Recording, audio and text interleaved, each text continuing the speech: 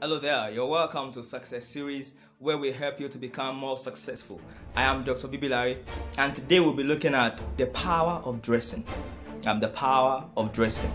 You see, we need to know and we must realize that your appearance holds a vital key in how successful you're going to become in life.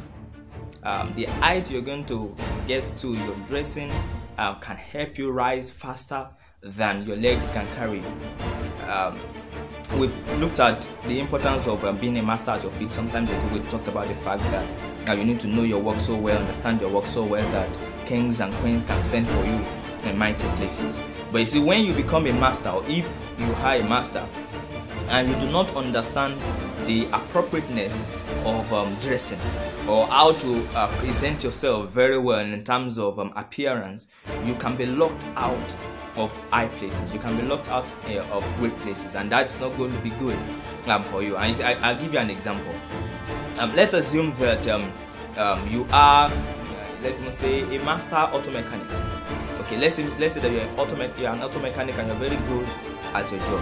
If you need to go and seek funding, or if you need to go and look for a contract with Shell or Chevron, if you are dressed in a dirty attire, or you wear your overalls, for example, and you approach Chevron headquarters, nobody's going to listen to you, irrespective of how good you are. Nobody's going to hear you. And you see, this is the reason why some particular professions or professionals are unique in the way they appear. For example, when you look at doctors, when you look at lawyers, when you look at bankers, they seem to have a code of dressing. When you look at a doctor, there's a way a doctor is expected to appear at work. There's a way a lawyer is expected to appear in court. There's a way a banker is expected to dress in the bank. You see, these things are not coincidental, or these things are not accidental. There is a philosophy behind them. You see, for example, let's assume that, as I am a doctor, for example, let's assume that you enter into my consulting room.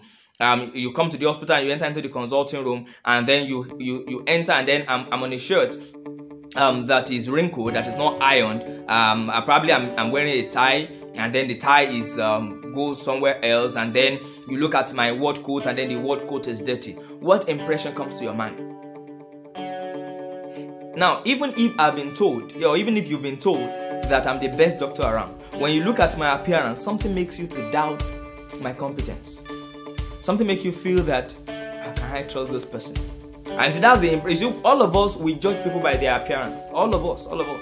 We all judge. We all have a tendency to make impressions about people by how they appear. You can decide that a person is worthy just from the way he appears, without you knowing the personal worth of a person. Once you see how they appear, something tells you that this is not a small person. Something tells you that this is not a poor person. The same way, even if a person has money, again, I'll give you an example. I remember one of our professors in school, a professor of pediatrics. He was sharing with us one of those days that he went to pick his brother at the airport in Lagos. And so, because it was, I think probably was a weekend or so he just dressed down. He was on a 3/4 knicker shorts, and he was just on t-shirt. So he went to pick his brother. And of course, he had to his younger brother, by the way. So he assisted his younger brother to with his luggage into the trunk of the vehicle and all that. Incidentally, this brother was coming with a friend from the US. They came in together. So along the way, they needed to do something. So this friend, who had not yet been introduced that this is the older brother, referred to this professor, told his friend that, tell your driver to please help me get something in the trunk. Now, what made that person conclude that this professor was a driver? Dressing. You can dress in such a way that people will think you are successful.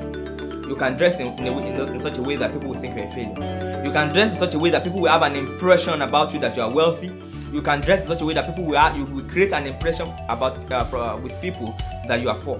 Now, you must note that nobody wants to associate with failures. Neither does anybody want to associate with a poor person. Now, it was Solomon that made this statement. They said, the rich has many friends, but he said even the family members of the poor person deserting. And this is particularly important if you want to grow and increase in your business or your career.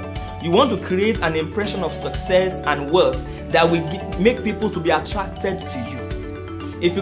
For example, if you come to my office, let's assume that you are running a company. Let's assume that you're running a logistics company, and you come to my office, for example, that you want to partner with us in logistics. If I look at the way you are dressed, and I feel that you are a failure by your dressing, I'm not going to do business with you. I won't, because something tells me that if I go into partnership with you, you are going to ruin me. It's because I will have an impression that if you've not been able to manage your own life successfully, whatever project that we partner on together or that we work on together, you are likely going to bring your own failure into the business. Okay, and that's why it is important that from today you must be deliberate about your dressing and your appearance. You must deliberately create an impression that you are successful. You must create an impression that you are wealthy, because once you begin to do so, you sell to people that they can work with you. You sell to people that they can partner with you. If you want to go and defend for a contract, you want to go and pitch for a contract, for example, and you are dressed shabbily, there's every tendency that without people even hearing what you have to say, they're going to shut you off, or they won't even bother to listen to you, because they have an impression that if you are dressed this way, then irrespective of what you want or whatever you want to say, we are not interested. Okay.